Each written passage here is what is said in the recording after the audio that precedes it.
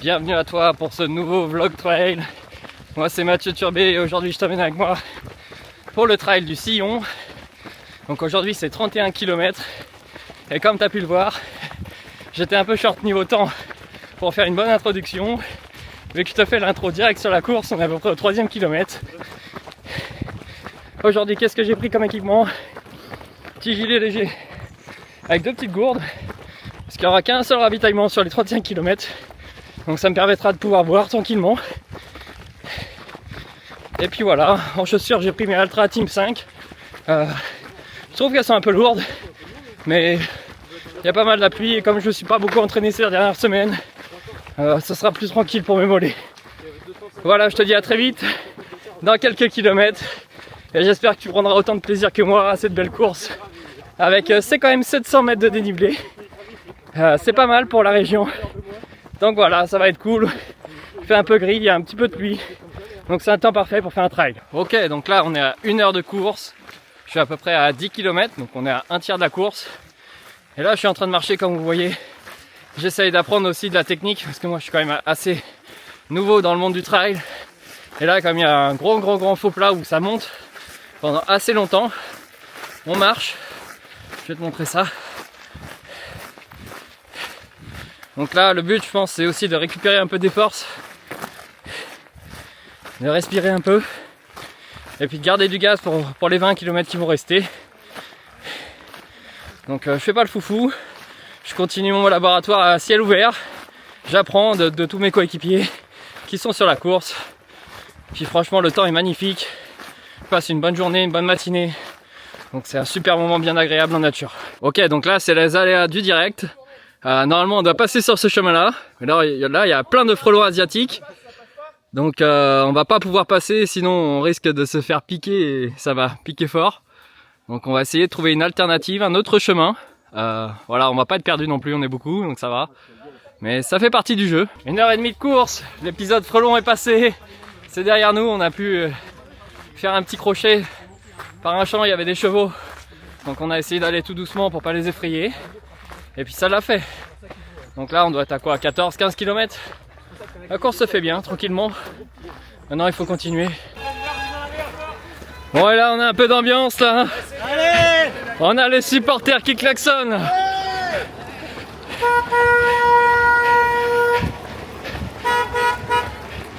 Il y a toujours des petites surprises comme ça dans le trail, j'aime bien, c'est convivial. Il y a même là des gens qui vont nous encourager. Donc c'est toujours sympa, des gens que tu connais pas et ils te soutiennent quand même. 1h45, je sais pas combien de kilomètres, peut-être 17, 18, et ça remonte, la caillasse, donc comme je disais, tranquille, je récupère là, je marche, je vais me garder des forces pour après. J'ai à peu près, je pense, pour 3h30 de course, donc c'est bien d'avoir ces temps de récup. Bon, 21 km de course. On est entouré des champs là maintenant. On est à peu près à 2h15. J'ai trouvé à peu près mon rythme. Je suis pas sur un rythme de marathonien.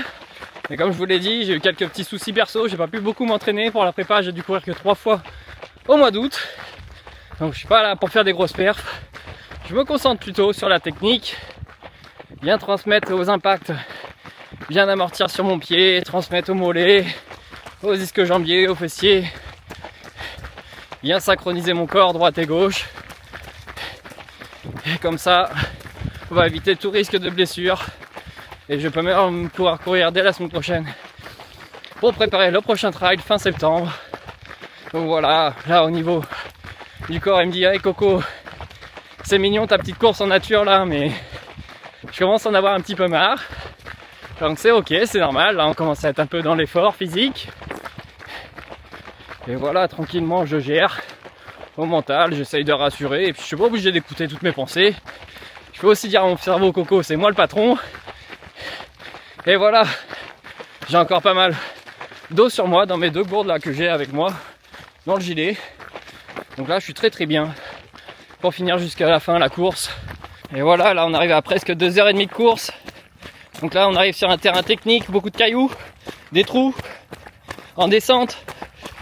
Les gens commencent à être fatigués, on est peut-être à 23 km Et là, le risque de blessure, il est vraiment élevé.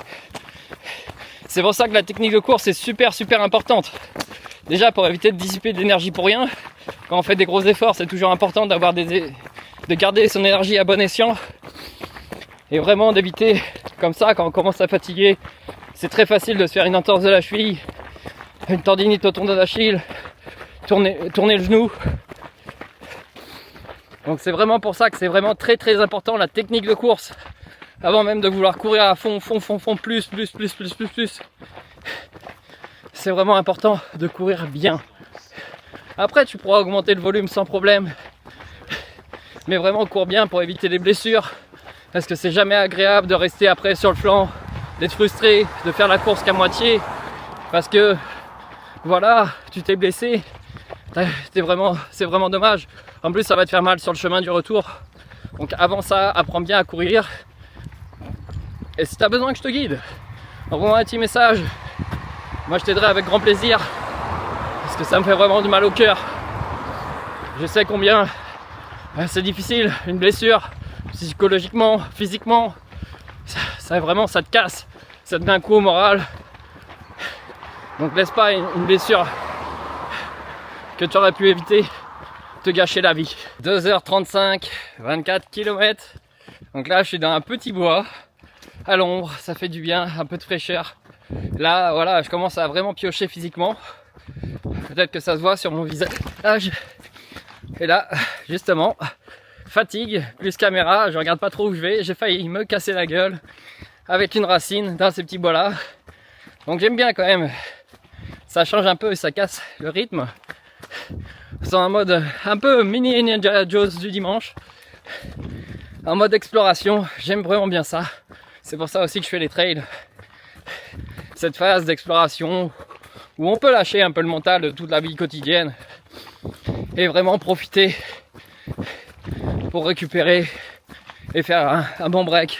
Ça fait du bien au moral et puis ça permet de se reconnecter au corps. Et ce que j'aime bien dans le trail, c'est que ça apporte aussi beaucoup de leçons d'humilité. Beaucoup de crampes ici. Justement, notre ego peut nous pousser à vouloir faire plus, aller plus vite et tout, mais il faut tenir sur la distance. Parfois on se fait doubler, surtout pour les hommes, je pense que ça peut être vraiment frustrant. Mais il faut accepter aussi. Même si, attention, l'ego, je pense que comme toutes les choses sur Terre, il y a des côtés positifs, il y a des côtés négatifs. Donc il faut apprendre à le gérer au mieux à son avantage. Mais ouais, ça peut être quand même assez frustrant. Là, moi, un peu en compétiteur, j'aime pas trop me faire doubler. Je préfère doubler les gens et tout. Mais c'est comme ça. Il faut accepter le niveau où on est. Et je pourrais m'entraîner les prochaines fois pour améliorer. Plutôt que d'essayer de se comparer tout le temps aux autres. Se comparer avec moi. Même si ça pique des fois de se faire doubler, par exemple, par des gens un peu plus âgés que moi. Ou par des femmes. C'est comme ça, hein. Et c'est pas du tout un jugement ou quoi. C'est la réalité, c'est le côté un peu compétiteur. Il faut l'accepter. Et il y a de très bons sportifs et sportifs dehors. Donc justement, ils sont là pour m'inspirer et pour m'aider à m'élever. Donc je les remercie pour ça. J'ai beaucoup de gratitude. Et voilà, j'attaque le dernier kilomètre. 3h30 de course, 30 km de fait. On va aller chercher ce 31e. Franchement, c'était dur. J'ai eu des phases là où ça menaçait de crampe fortement dans les deux ischios à droite et à gauche et dans les mollets. Bon, moi qui aime bien être en dominance sur la chaîne postérieure, je trouve que c'est un bon signe. Mais pour courir, c'est dur. Donc là, il faut s'accrocher, dernier kilomètre, il faut tout donner.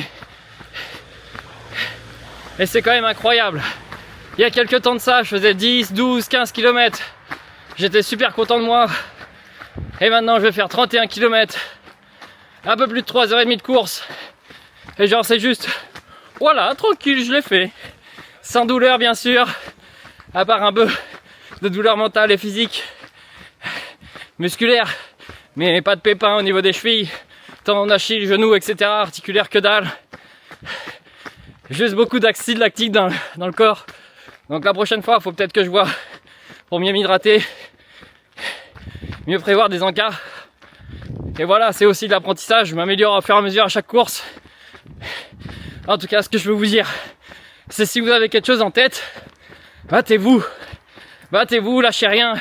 Ça prendra sûrement beaucoup plus de temps, beaucoup plus de ressources, mais la récompense en vaudra largement la chandelle. Donc donne tout, moi je compte sur toi. Si tu as besoin de soutien, contacte-moi, je serai là pour t'aider. Et moi je te dis à très vite, juste avant la ligne d'arrivée. Allez, encore un peu de dénivelé pour la fin. Les gens qui nous encouragent, ça fait plaisir. Merci, merci. Et encore une fois, un tour de terrain de foot. À chaque fois, ils sont longs. Allez, allez, allez, on va au bout. Ça y est, on est dans la dernière ligne droite. Elle fait du bien celle-ci.